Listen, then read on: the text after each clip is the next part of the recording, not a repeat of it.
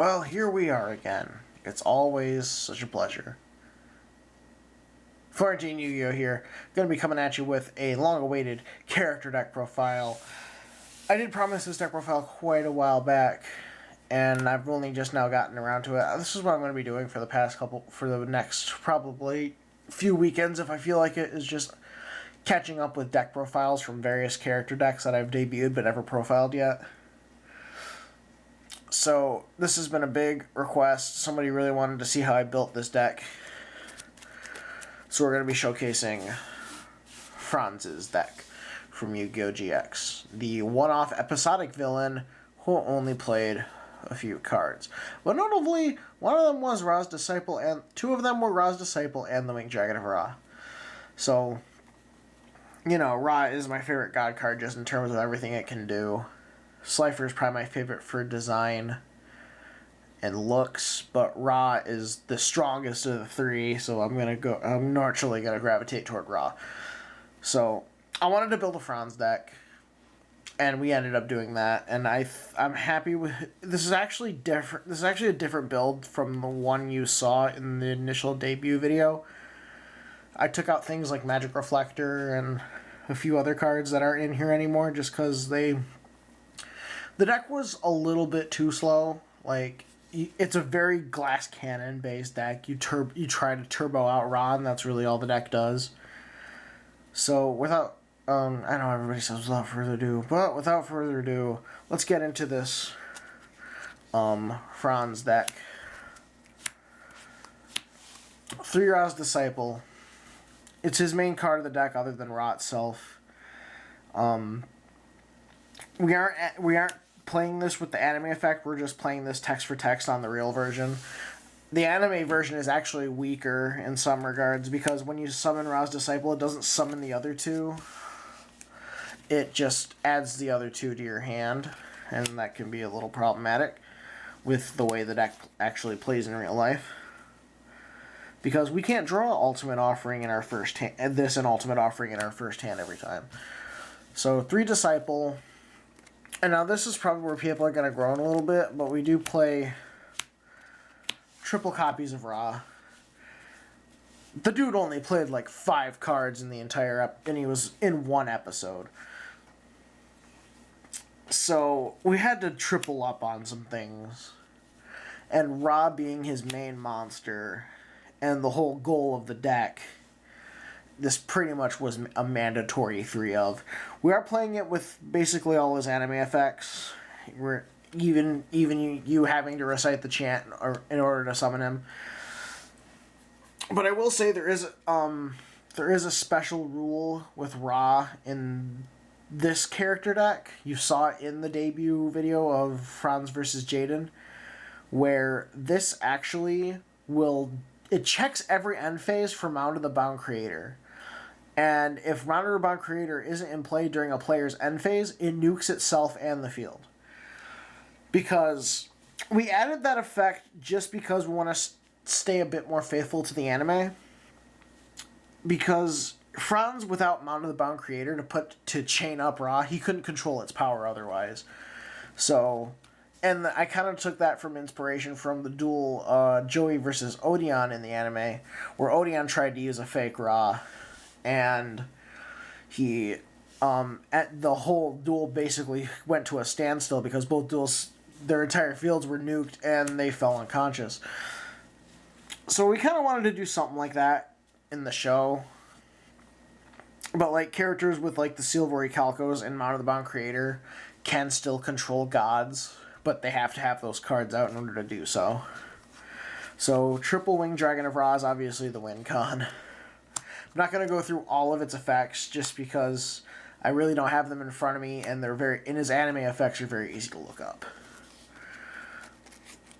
The only other monster he played, I think, besides Ra's Disciple and Winged Dragon of Ra, Nubian Guard, just a chump warrior. Even though he looks like a zombie, he's actually a warrior. His effect is pretty irrelevant. I mean, it can come up, I think. I don't think I have any. Yeah, there's continuous spells in the deck. But this thing isn't going to be damaging your opponent's life points. But if it does, you get to take a continuous spell card from your graveyard and put it back on the top of your deck. Obviously, this is just fodders for Ra's tributing effects for to gain attack and whatnot. And just another monster to defend with while you're trying to stall for Ra. And he actually did play this.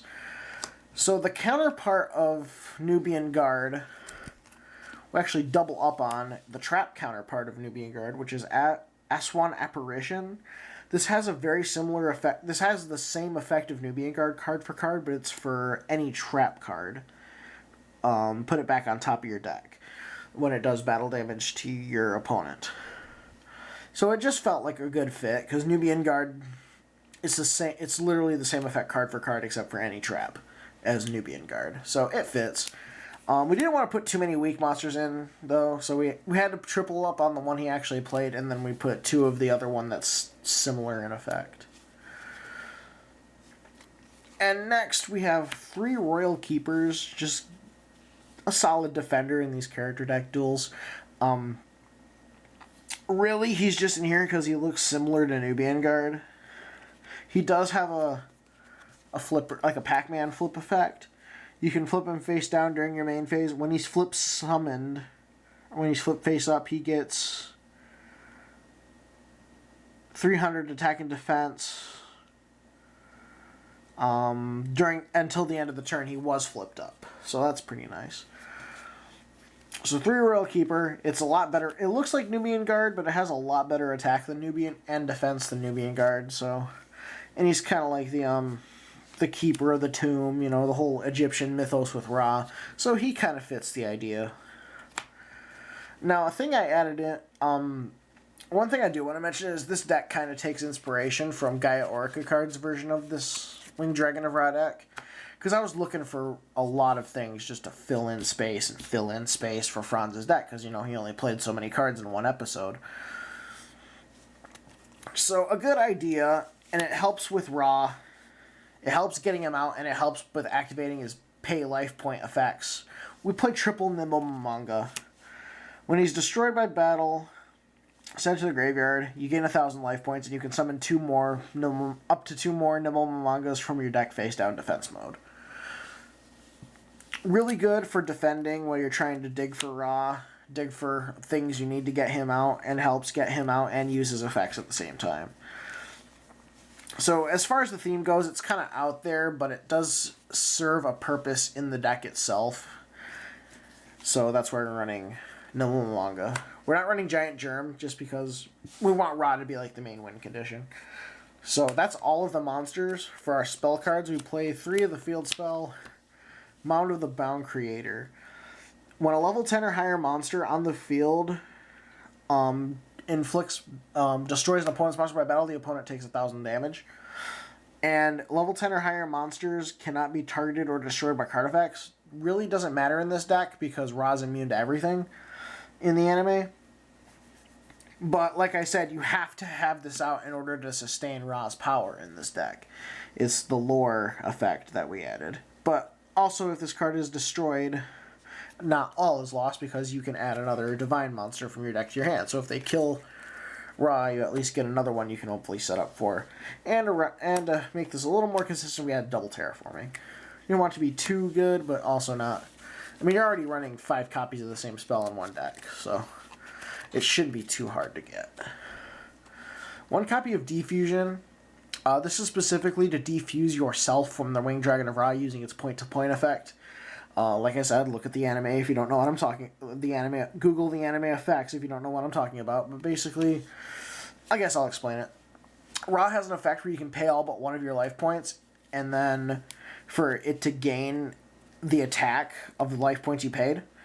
And then there was this weird effect in the show where characters could use because when you use point-to-point transfer, you're basically fusing your life force with Ra. So you kind of become a fusion with Ra. Like, Ra's a fusion monster, and you're part of him. So you could use defusion on Ra to diffuse yourself from Ra. Ra goes to 0, and then you gain all the life points back that he had in attack points. So for the lore, and because of the fact he did use that effect, we do have to play at least 1 defusion, even though it's a horrible card. 1 Monster Reborn and Ra. bread and butter, basically. Anime Raw, anyway. Basic bread and butter. 2 copies of Soul Exchange. Debating on this being a one of, just because stealing your opponent's card, it only steals 1. It's not like Soul Crossing. You have to take 1 of your opponent's monster and 2 of yours. Plus, this is still taking a card of your hand for activating the spell, and you lose your battle phase. Ra says his attacks cannot be prevented or negated, but if you don't get your battle phase at all, you still can't use Ra to attack that turn. So it's really, I feel it's necessary for the deck to have this, even though he didn't use it. It's just, it fits the goal of the deck.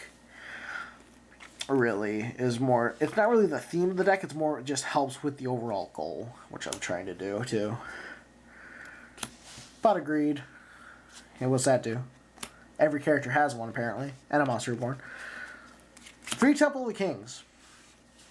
This is where pre-errata, by the way, because it wasn't errated when this character was a thing. Now, Franz did not use this, but we needed a card that was similar to an anime-exclusive card he used that let him activate a trap from his hand. So we opted to go with Temple of the Kings because it's a spell that essentially lets you use traps from your hand. We're not running Serket, we're not about that life. That's for Odeon later, somewhere down the line. But Temple of the Kings in Franz's deck helps us emulate the anime exclusive card that we don't have yet that lets you play traps on the immediately. So you need 3 of that because you want to get out your Ultimate Offering. No, I don't have the Japanese art that Franz used, but this was like, again, on short notice. So Ultimate Offering, an additional normal summon is yours by paying 500 life points during your main phase or your opponent's battle phase. Not once per turn, by the way. So even though, like, Disciple summons all the Disciples from your deck, Ultimate Offering is still good if you have a handful of monsters. You can just plug them onto the field. And it's normal summons, so they don't conflict with Disciple's other condition that you can't special summon except for Disciple while he's out. So Ultimate Offering, this was a card he used. It's a very powerful card. It's banned, obviously. We play 3 of it because it is a card he used. And it's part of the overall theme and goal of the deck. Now, a couple things for consistency. We played 2 Reckless Greed. Honestly, Reckless Greed plus Temple of the Kings was just too good of a combo not to pass up. And otherwise, Franz's deck is very slow. So, and this just fits, like, not really the theme or the goal, but more the demeanor of the character. I mean, this guy was willing to lose his job just to get in on the new guy, just to try and get back at the new guy. This guy was willing to lose everything. He steals, then he injures students with a counterfeit card, with being the Ra proxy, and then he disses Ra during his duel. Like, you can't get more reckless and greedy than that. Only 2, though, because we're already running Pot of Greed, and 3 of this with Temple of the Kings can just be really insane. So we're putting this to 2. No more than that. Now, Franz does need some stall spells, and I figured Shadow Spell's a good one. He likes putting chains on monsters, so why not put chains on his opponent's monsters and decrease their attack? Yeah, he does stall. Basically, I didn't want his traps to be like nuke the field or whatever, because Ra already does that. He does need some stall, but not like massive stall. Like, I was thinking about putting like swords or something in here, but that's not really a good idea. And this kind of fits with his demeanor and his theme. He puts chains on Ra, so why wouldn't he put chains on his opponent's monsters? And it decreases their attack. I basically went with traps that either stalled a little bit and decreased attack, or both. Because other than Ra, Franz's monsters are not the biggest hitters. So being able to Shadow Spell something and then beat over it is usually your best bet to get over some of your opponent's monsters without the Winged Dragon of Ra in play. And also filling this role, and the last 2 cards of the deck, we do play 2 Wall of Disruption. It just fits the idea that, you know, he needs to be able, if he can't get Ra out, this is his backup plan. You know, that's basically, because I know it's supposed to be like a glass cannon, but I feel this doesn't impact. This isn't like a Mirror Force where it impacts the game massively in this format. But it still does enough to stay in the game without being a total blowout. And that is how I built my 40 card Franz deck. Hope you enjoyed. I know one person in particular is really going to enjoy this particular video. He's been asking for it forever. So, with all that out of the way, thank you all for watching. Florentine Yu-Gi-Oh! Out. See y'all in the next one.